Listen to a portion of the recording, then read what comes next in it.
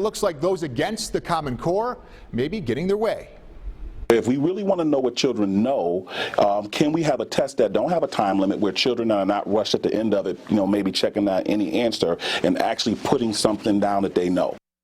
Governor Cuomo's task force recommending a complete overhaul of the learning system. Members also calling for a new locally driven set of standards and a reduction of over-testing to reduce anxiety for students. It's been an issue ever since the governor rolled out the Common Core, and he himself believes the way it was implemented was flawed. 7 Eyewitness News reporter Hannah Buehler spoke with some local parents tonight about the new recommendations.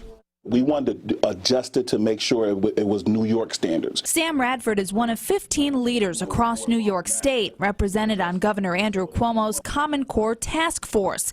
The District Parent Coordinating Council president here in Buffalo spent the last several months listening to thousands of parents, district leaders, and teachers across the state, gathering their feedback over the Common Core state learning standards. Really insightful to be able to talk to all the constituents of West New York. It was that feedback that helped the task force come up with 21 recommendations announced by the governor today.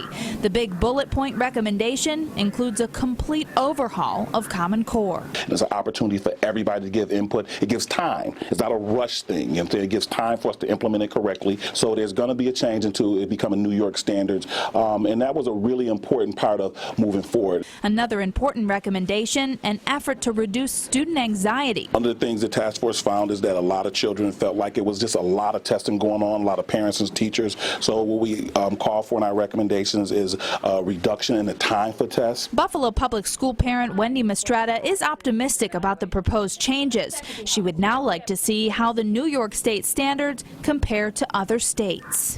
What I appreciated about the effort to have a Common Core is that if a family moves, a child wouldn't be ahead or behind.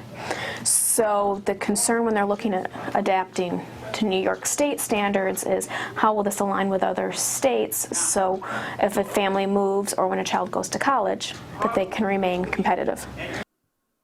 Radford says parents don't need to panic. This is going to be a transparent process where everyone has the opportunity to give feedback to ensure its success. I'll have much more information and recommendations from the task force on WKBW.com and our Facebook page tonight at 11:30. Hannah Buehler, 7 Eyewitness News.